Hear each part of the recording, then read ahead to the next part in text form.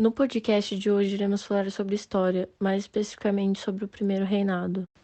Para falarmos melhor sobre o assunto de hoje, contaremos com a participação de Amanda Sá, Gabriela Uncini, Maria Luísa Ruda Andrade, Kiron Petri Fernandes, Leandro Guacelli Pessoa Filho, Mirela Antunes de Jesus, Maria Eduarda Pereira e Ana Clara Magaldi. O tema abrange várias questões e cada um entrará em sua pauta, falando seus argumentos e explicando como foi esse período histórico. Vamos introduzir o assunto falando primeiro sobre como foi o primeiro reinado. O primeiro reinado foi o período da história brasileira em que Pedro I do Brasil governou o Brasil como imperador entre 7 de setembro de 1822, data em que proclamou a independência do Brasil, e 7 de abril de 1831, quando abdicou do trono brasileiro. O primeiro reinado foi resultado direto do processo de independência do Brasil, que teve como ponto de partida a transferência da corte portuguesa para o Rio de Janeiro a partir de 1808. Quando isso aconteceu, uma série de transformações aconteceram no Brasil. A cidade do Rio de Janeiro cresceu e desenvolveu-se. Os portos foram abertos e o comércio prosperou. Dessa forma, o Brasil deixou de ser colônia, tornando-se parte do Reino de Portugal. Agora vamos explicar como funcionaram as guerras de independência, pois muitas pessoas acham que esse processo foi um processo pacífico, mas na verdade não foi. Guerra de Independência. Diferentemente do que muitos acreditam, a independência do Brasil não foi pacífica. Houve províncias que permaneceram leais aos portugueses. Por isso, foi necessário travar guerra a fim de garantir a unidade territorial do país. Um nome de destaque nessa luta contra os portugueses e seus aliados no Brasil foi Lord Cochrane, comandante contratado por Dom Pedro I. Entre as regiões que se rebelaram contra a independência, podemos citar as províncias do Pará, Maranhão, Bahia e Cisplatina. Em meados de 1823, os conflitos contra a independência do país estavam sob controle, e os apoiadores de Portugal já estavam derrotados.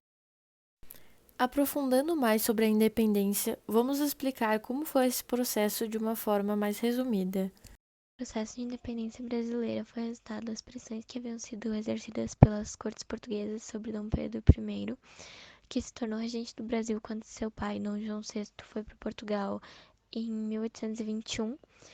As cortes tinham sido formadas durante a Revolução Liberal do Porto e pressionavam as autoridades reais por mudanças em Portugal.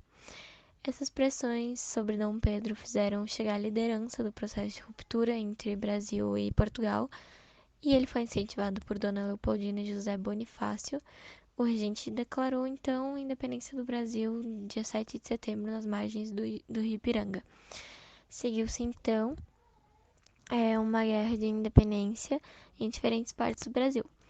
A independência do Brasil foi reconhecida por Portugal apenas em 1825, após negociações feitas pela Inglaterra que previam um pagamento de 2 milhões de libras como indenização e exigia que o Brasil não reivindicasse, incentivasse ou liderasse a independência de outras colônias portuguesas.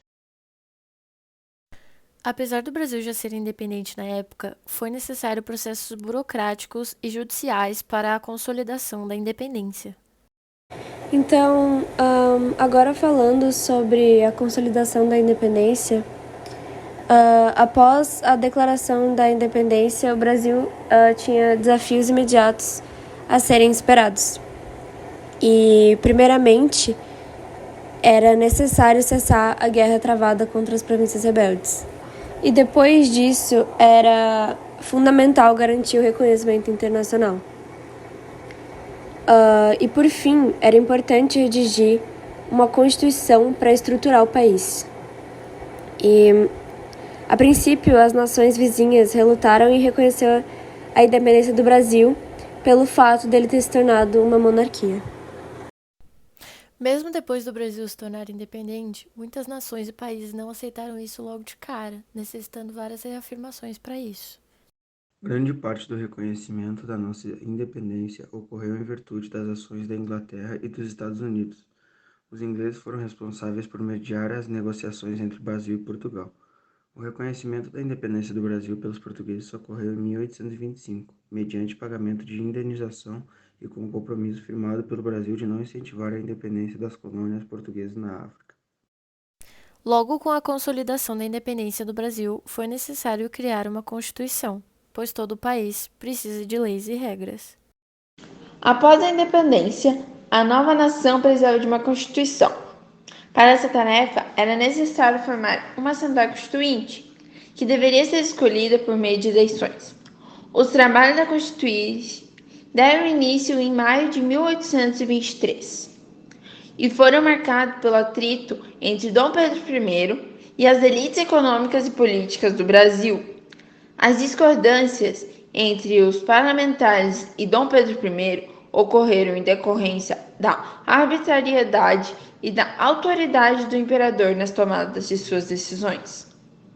No caso da Constituição, os parlamentares defendiam a existência de maiores liberdades individuais e a limitação do poder real. Em contrapartida, Dom Pedro I queria poderes ilimitados para governar o Brasil.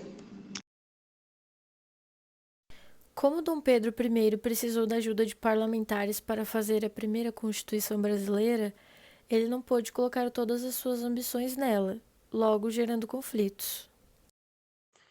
Como não concordava com os termos da Constituição elaborada pelos parlamentares, Dom Pedro I decidiu vetar o documento, que ficou conhecido como Constituição da Mandioca.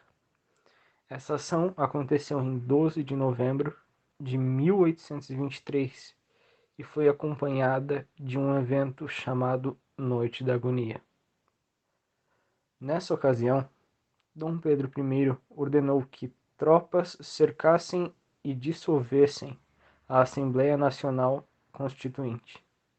Nesse dia, vários parlamentares foram presos. Depois da primeira Constituição dar errado, Dom Pedro I criou uma nova Constituição, podendo assim colocar suas ambições sendo sua principal a segurança de rei e monarca. Após esse episódio, uma nova Constituição começou a ser elaborada por uma comissão que havia sido formada pelo imperador.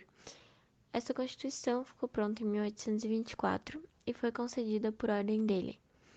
O documento reafirmava que o Brasil ia ser uma monarquia e instituía também a majestade e poderes absolutos sobre a nação.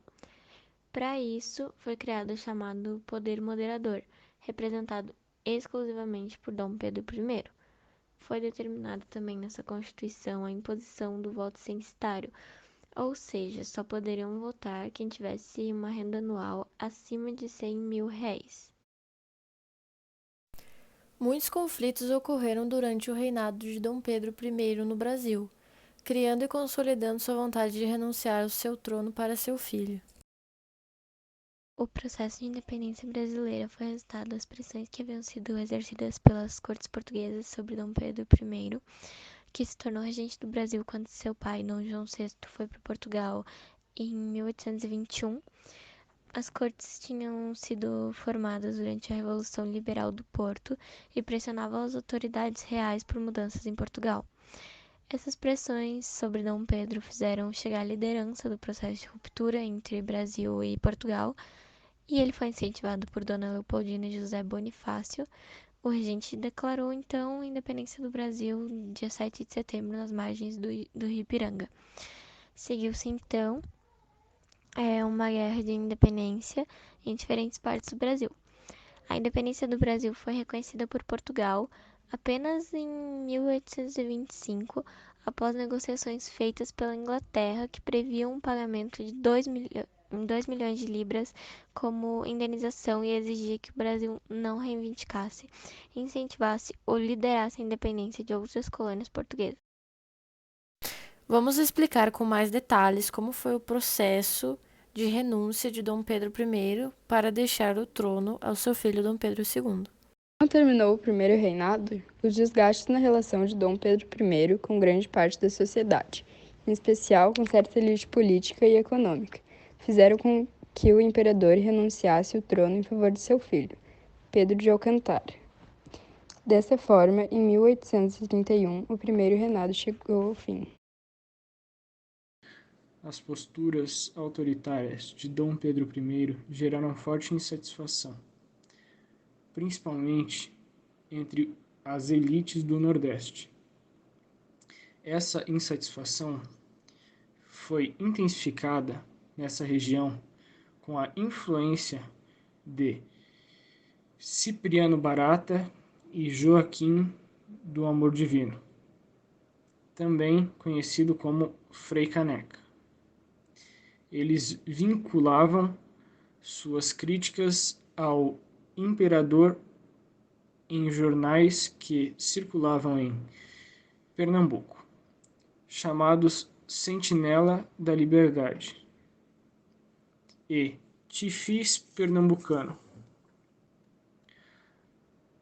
Além do autoritarismo do imperador, os altos impostos e os impactos ideológicos que a Revolução Pernambucana de 1817 ainda geravam nessa região levaram a província de Pernambuco a uma nova rebelião, a Confederação do Equador.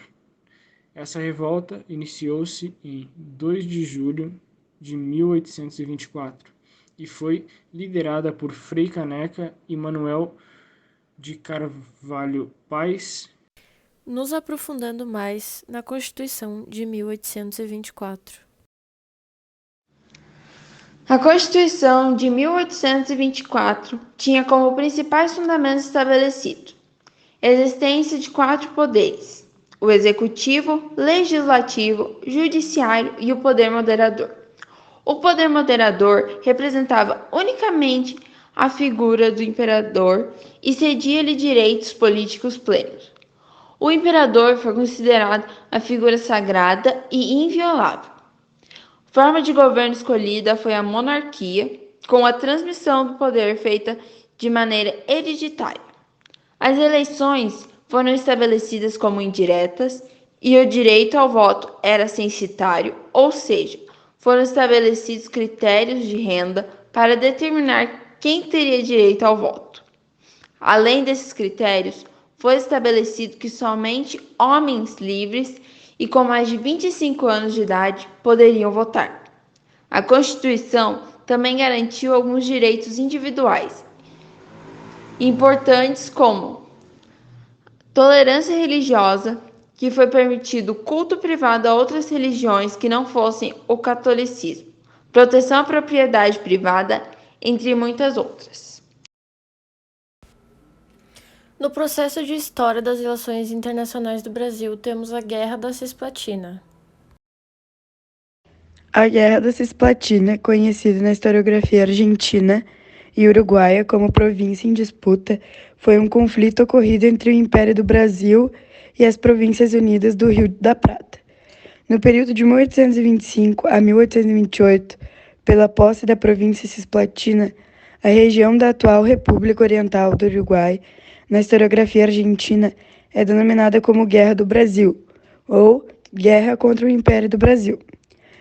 Foi o segundo de 5 conflitos armados internacionais em que o Brasil lutou pela supremacia sul-americana, tendo o primeiro sido a invasão luso-brasileira, o terceiro sido a Guerra do Prata, o quarto a questão uruguaia e o último a Guerra do Paraguai.